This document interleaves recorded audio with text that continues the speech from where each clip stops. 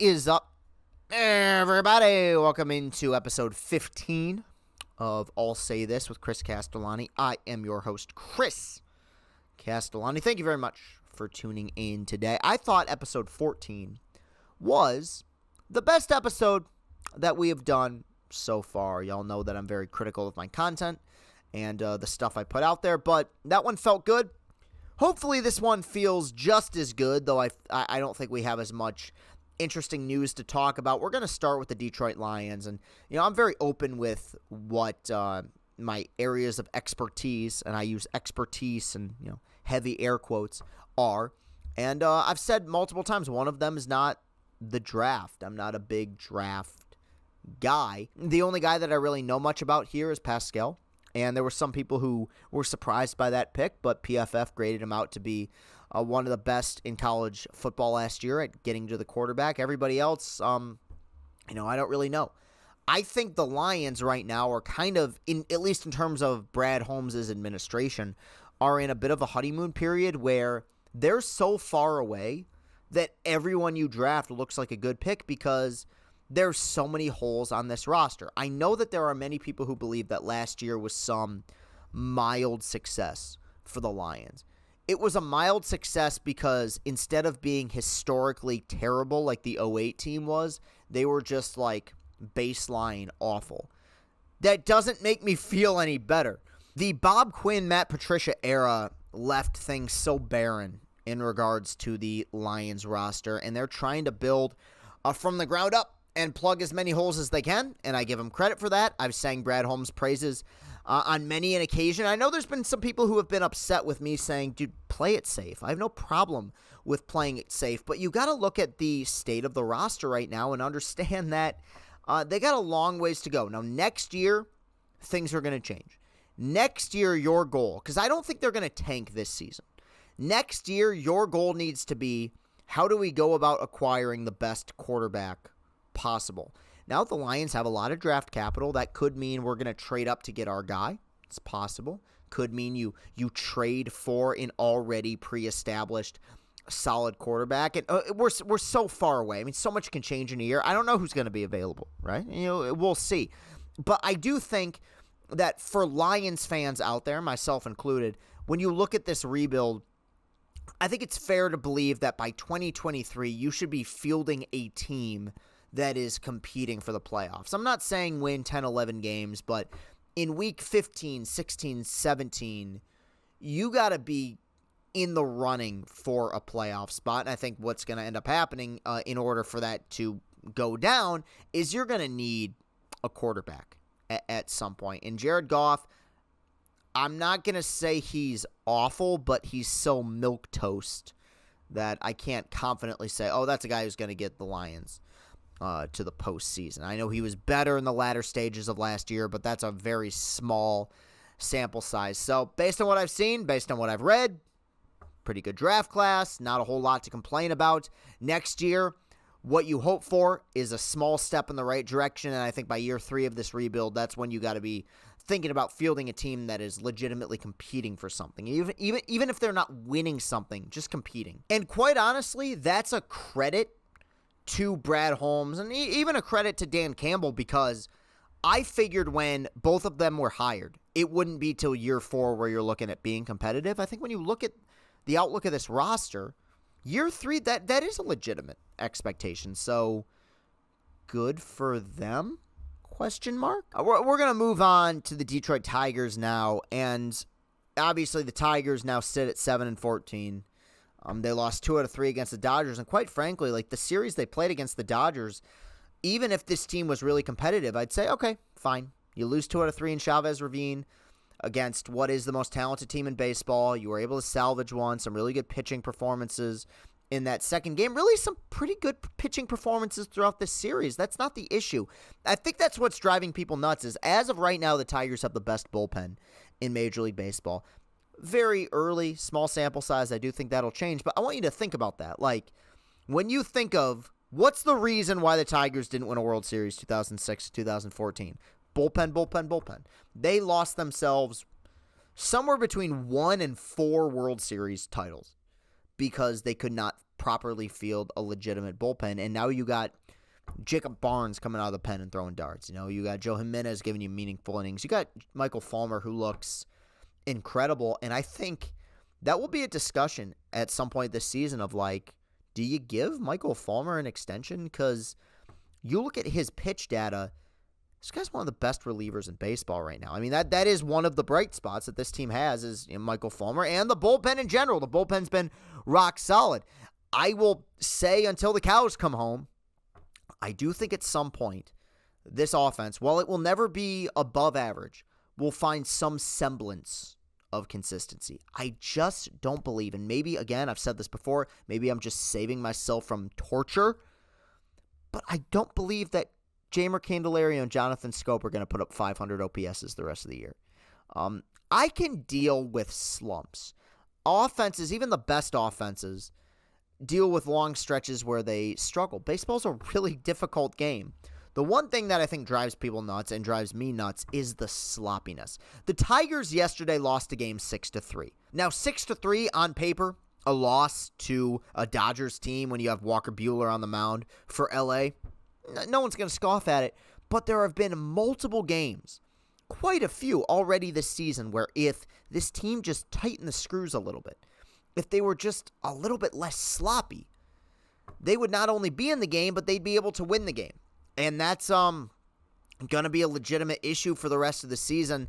And it leads me to my next point, which is this team is now 7-14, and they're not going to be 8-24 like they were a year ago. They're going to find a way to win some games, but in terms of the average fan's interest, the next 2 weeks will decide whether or not people are going to care for the rest of the year. And I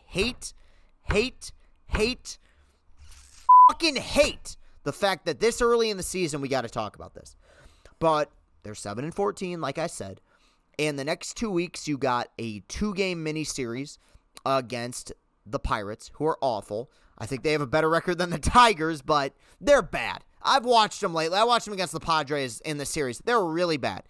You do have, I believe, a 4-game set on the road in Houston. Now, Houston's very good. Right now, they're not in first place. The Angels are, but they're a team that was projected by many to win the AL West. I know the Tigers last year went on the road and swept the Astros. I don't see that happening again, but it would be very neat.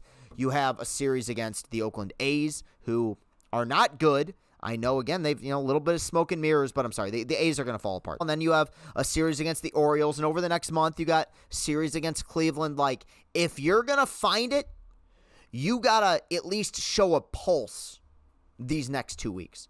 I'm saying in the next 13 games, which I think fills up the next 2 weeks of scheduling, you got to at least be 8-5. 7-6, I'll allow it. But to me, you got to be over 500 and well over 500 for people to start giving a shit again. Because in fairness to this team, they have had a difficult schedule. I talked about it a lot. Like, I hate the fact that I was kind of right, but I said this first month is rough. You got some tough series. Your home series are difficult. You got tough road trips, and this was a very tough road trip. Now, the Tigers spit it up multiple times. They didn't do themselves any favors, but right now, you are teetering on the edge of people being like, do I even tune in to watch the Tigers right now? And I hate that. It's annoying as hell, but they've done this to themselves. They've played really bad, really sloppy baseball thus far this season. While I feel like, in general, they've executed their pitches. The bullpen's been wonderful. They have kept themselves in games because of their pitching. Who cares? We are too deep into this to be giving little pats on the head to the bullpen. People want to see results. They want to see wins. And you are not at fault, and you're not in the wrong for feeling that way about this team this deep in the rebuild. It sucks. All right, so yeah, we're going to move on to a little bit of Michigan news. Jalen Llewellyn, who is a guard from Princeton, averaged about 15 points a game each of the last 2 seasons. I believe a 39% three-point shooter, which if that carries over into the Big Ten, would have led Michigan a season ago. Announced that he's transferring to Juwan Howard's program.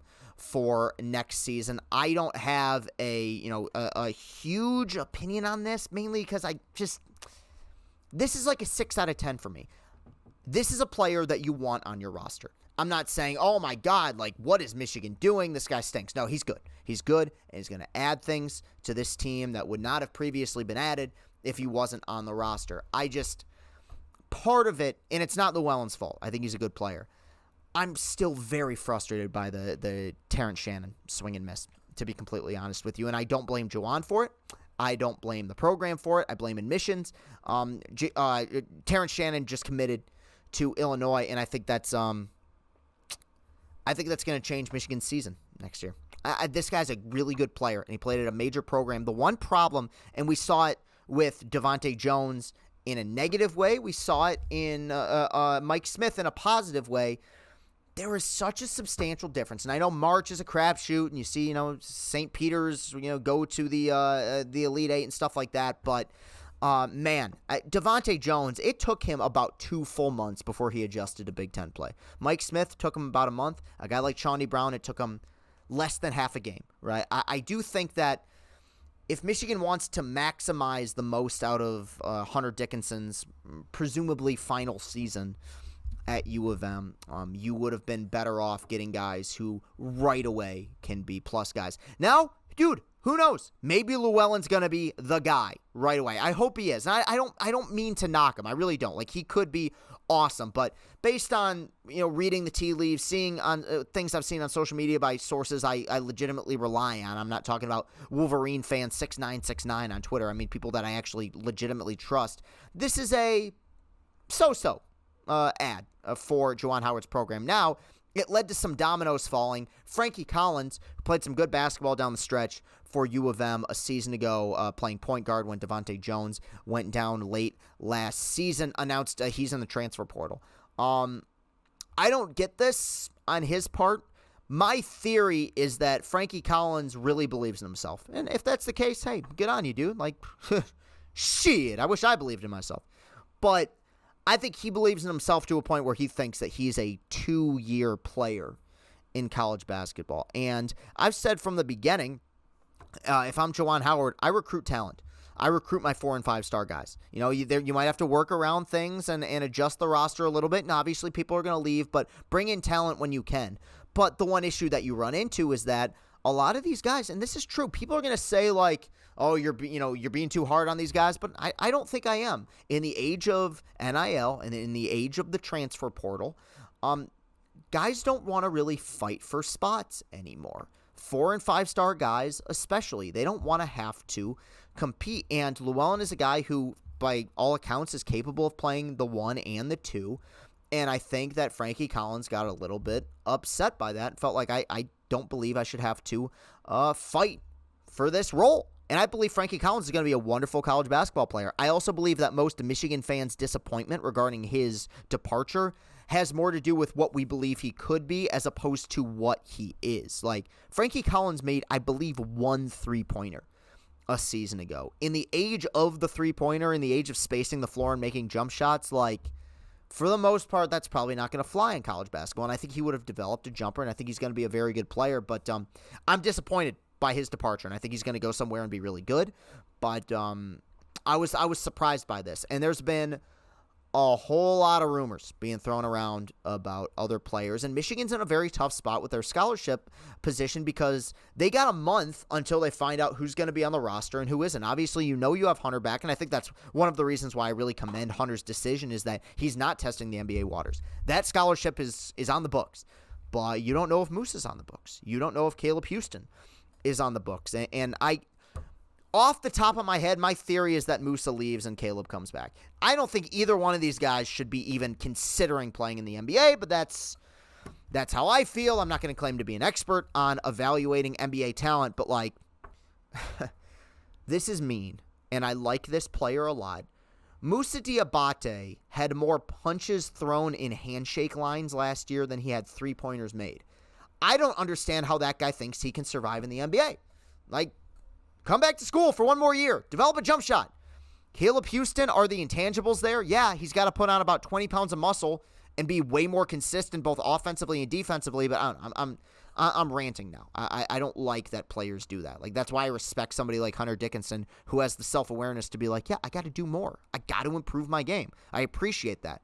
And if either one of those guys leave, then I respect it, but I just don't see it out of either one of them, to be completely honest with you. So Michigan basketball is in this really weird in-between right now where I think that there is a possibility, depending on who comes back, who doesn't transfer, who doesn't enter the draft, that this could be a preseason top 5 team next year. Now, personally, I would like to avoid that. I don't like that pressure. Top 10, 15, sure.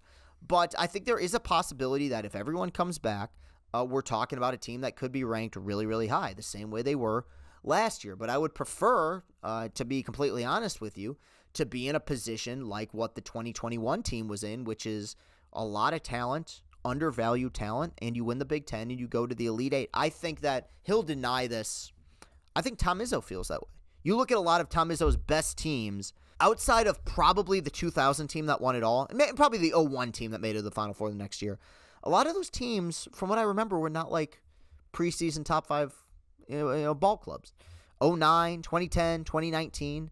A lot of people were kind of like out on them, and a lot of the teams that underachieved, 2004, 2018, were like these can't-miss teams that ended up, kind of flaming out in the tournament. I would prefer the noise kind of be off Michigan coming into this season, but at the same time, I want everybody back.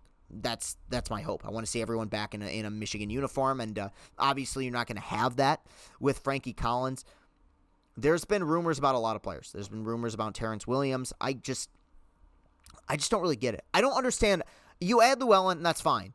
I just don't understand what's happened in the last week, unless there is another transfer portal player that we don't know about that has led to these guys potentially, and a lot of it's hearsay, a lot of it's rumors, wanting to jump ship. So it's something that is very fuzzy right now. It's very cloudy. I do think that things will clear up over the next week or so regarding what the roster is going to look like. But right now, I'm going to live under the assumption people are coming back. And if that's the case, this will be a really good team. This segment sucks, but I'm just trying to explain all I can. I think the mindset of these players and the mindset of Juwan Howard here going forward. Yeah, I mean, I guess that'll do it for today's show.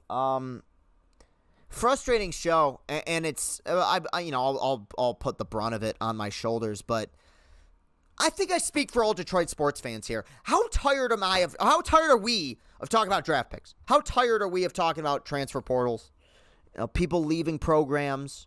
Who are you going to bring in? You know what's fun? Talking about winning teams. You know what's fun? 20 games into the year being like, all right, we got a series coming up and we're 3 games out of first place. That's not a lot to ask for, is it? Is it?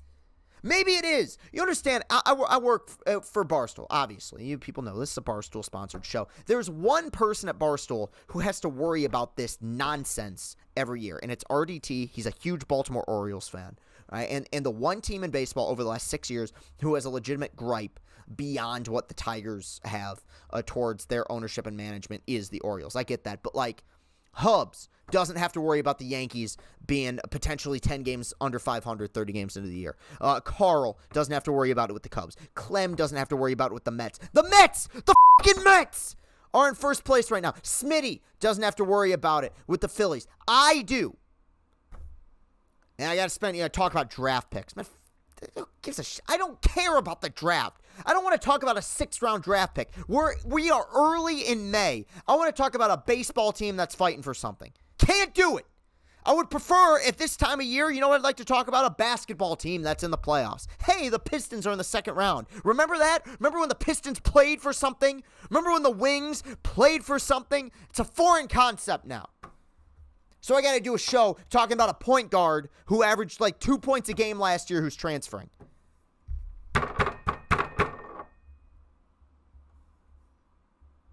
I'm sorry to explode like this, but I've watched my content. Last show was good, but I've watched my content lately and I'm just like, this is boring.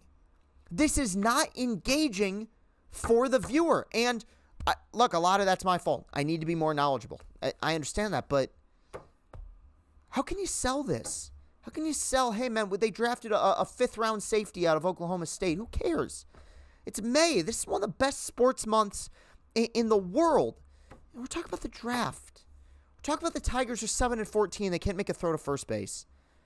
You can follow me on Twitter at Castellani2014. While you're at it, hit that like button, hit that subscribe button. Let's get those watch hours up. You can subscribe on Apple Podcasts and on Spotify. I appreciate all of you sticking with me here. But I got to vent my frustration a little bit. And I think I'm speaking for a lot of people here. I think this is where I'm at my best, when I feel like I'm actually speaking for people, not to claim that I'm smarter than any other man, but boy, oh boy, like the average sports talk host out there is not talking about college basketball transfer portals in May. They're talking about, hey, we got a team in the NBA playoffs. We got a team in the Stanley Cup playoffs. We got a baseball team that's fighting for something. I might cut this segment out completely, but I'm just tired. just win a few games against the Pirates and give me something to talk about over the next several weeks, months.